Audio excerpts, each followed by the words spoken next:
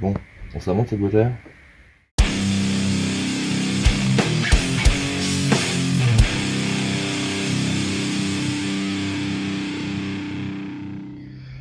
Bon, j'ai démonté l'ancienne boîte à air, donc juste le collier l'a enlevé. Ensuite, on tire tout vers le haut, il y a tout qui vient.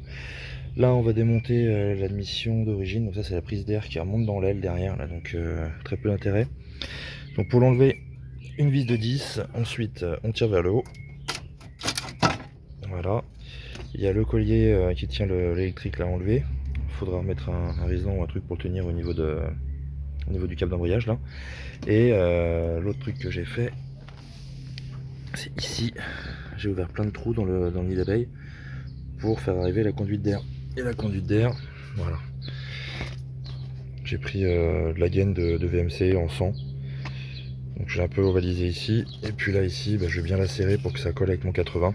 Et du coup j'aurai pas de frein à ce niveau là. Et donc ça, l'idée c'est d'en mettre la boîte à air ici et d'avoir la durite d'air qui vient jusqu'au trou que j'ai ouvert là qu'on voit.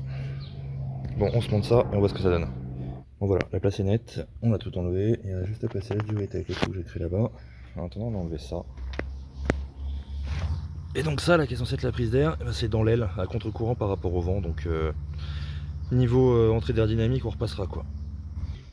Bon voilà, c'est monté. Donc dans les difficultés, il y a eu la fameuse durite du reniflard là. Bon, elle a cassé en plus, elle était toute vieille. Du coup on a mis un petit filtre pour le reniflard directement. Sur l'admission, il y avait deux entrées. Il y en avait une au niveau du papillon ici qu'on a condamné. Et puis une qui était sur le plastique ici, donc fatalement elle a disparu. Et là j'ai un peu oublié de te dire qu'il faut raccourcir la durite, sinon le capot ne ferme pas. Et donc là on se retrouve avec l'admission complète. Donc là on voit le tuyau de VMC qui va directement dans le pare-choc ici là. On voit bien. Donc voilà, montage terminé. On va aller valider ça avec Céline. Mais ça devrait être mieux, bien mieux.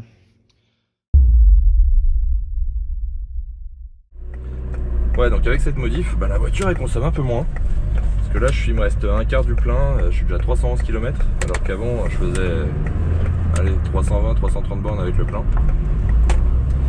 Donc non, c'est plutôt pas mal. Puis ouais, gain de couple, je trouve que quand on accélère elle repart plus vite. Alors après c'est pas non plus, j'ai pas gagné 50 chevaux en changeant la boîte à air, mais non, il y a un petit gain perceptible. Est-ce que c'est que psychologique, je sais pas, mais en tout cas j'ai l'impression que la voiture marche mieux dedans. Hop, 1000 tours, 800 tours, hop, on accélère, ça repart tranquille. C'est vraiment super agréable à conduire. Bon, en bilan, je trouve que c'est une bonne modif à faire. Je trouve que pour le prix que ça m'a coûté, le temps que j'ai passé dessus et l'apport, enfin le confort que ça offre à la conduite de la S16, c'est vraiment pas mal. Voilà, encore un Dodane, je suis en 3ème, hop, je passe à 2 à l'heure. Je suis à 20 km/h en 3ème, j'accélère, ça repart. C'est bluffant honnêtement, c'est vraiment bluffant. Bon, en tout cas on s'arrête là pour la vidéo, j'espère que le tuto va vous servir. Ça marche pas forcément que pour les 206, hein. Quelle que soit la voiture, augmenter les diamètres des prises d'air, fatalement ça apporte de l'air et on a une meilleure combustion. Ce qui est vraiment important, c'est de le faire avant de les mettre, comme ça le calculateur le corrige d'office. Il n'y a pas besoin de reprog et puis ça tourne mieux. En tout cas, merci d'avoir regardé la vidéo et puis je vous dis à bientôt, sûrement avec la pistarde ou la raideuse. À bientôt.